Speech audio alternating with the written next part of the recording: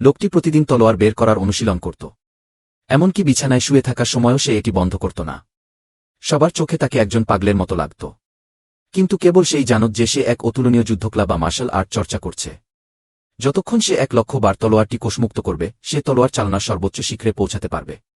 এমনকি তার কাছের বড় বোনও তাকে এভাবে দেখে ভেবেছিলেন যে সে একজন আস্ত অদ্ভুত মানুষ। কিন্তু লোকটি তাতে বিন্দুমাত্র গুরুত্ব দিল না।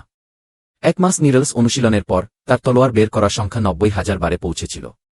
কিন্তু একদিন তাদের গোত্রে একটি মার্শাল আর্ট টুর্নামেন্টের আয়োজন করা হল। অন্য গোত্র থেকে যোদ্ধারা তাদের চ্যালেঞ্জ জানাতে ভিড় করল। সবাই এই টুর্নামেন্টের মাধ্যমে নিজের নাম উজ্জ্বল করতে চেয়েছিল। প্রতিযোগিতার দিন লোকটি তখনও একপাশে দাঁড়িয়ে বিরতিহীনভাবে তার তলোয়ার বের করার অনুশীলন চালিয়ে যাচ্ছিল। সেই কর্কশ শব্দ পাশে দাঁড়িয়ে থাকা একজন প্রতিযোগীকে ক্ষিপ্ত করে তুলল। কিন্তু যখন সে পরিষ্কারভাবে দেখল যে এই লোকটিই তলোয়ার বের করছে, তখন তার রাগান্বিত মুখ মুহূর্তেই উপহাসে পরিণত হল। দেখা গেল যে মার্শাল আর্টের জগতে এই লোকটি একজন সুপরিচিত অপদার্থ হিসেবে পরিচিত ছিল। এর কিছুক্ষণ পরেই আনুষ্ঠানিকভাবে মার্শাল আর্ট টুর্নামেন্ট শুরু হল। একজন অহংকারী যোদ্ধা প্রথমে মঞ্চে উঠল। সে দম্ভোক্তি করল যে সে প্রতিটি প্রতিপক্ষকে পরাজিত করবে। গোত্রের একজন ছোট সদস্য তাকে চ্যালেঞ্জ করতে চাইল, কিন্তু মঞ্চে পা রাখা মাত্রই সে সেই লোকটির কাছে হেরে গেল। এটি সেই অহংকারী যোদ্ধাকে আরও উদ্ধত করে তুলল। সে গোত্রের সবাইকে উপহাস করে অপদার্থ বলে ডাকতে লাগল। তার কথা বড় বোনকে পুরোপুরি ক্ষিপ্ত করে তুলল।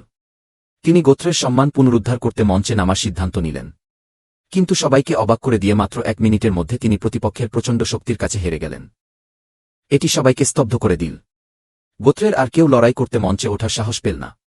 তবুও লোকটি বিরতিহীনভাবে তার তলোয়ার বের করার অনুশীলন চালিয়ে যাচ্ছিল। তার বড় ভাই, যার সাথে তার সম্পর্ক সবসময় খারাপ ছিল, বিষয়টি লক্ষ্য করল। সে লোকটিকে উস্কানি দিয়ে চ্যালেঞ্জ গ্রহণ করতে মঞ্চে পাঠাল। অন্যরাও যোগ দিল এবং প্রতিপক্ষকে দেখে লোকটি ভয়ে কুঁকড়ে গেছে বলে উপহাস করতে লাগল।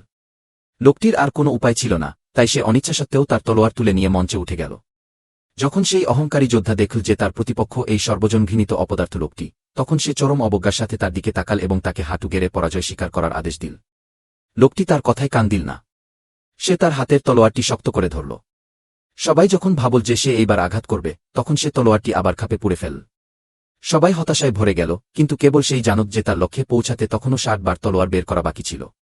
তবে তার এই আচরণ দেখে প্রতিপক্ষ ভাবল যে লোকটি তাকে ইচ্ছা করে উত্ত্যক্ত করছে। সে রাগে অন্ধ হয়ে লোকটিকে লাথি মেরে মাটিতে ফেলে দিল। লোকটি আবার উঠে দাঁড়াল এবং তলোয়ার বের করার দিকে মনোযোগ দিতে থাকল। এটি প্রতিপক্ষকে পুরোপুরি ক্ষিপ্ত করে তুলল। সে লোকটিকে চিরতরে শেষ করে দেওয়ার জন্য তার সবচেয়ে শক্তিশালী চালটি ব্যবহার করার সিদ্ধান্ত নিল।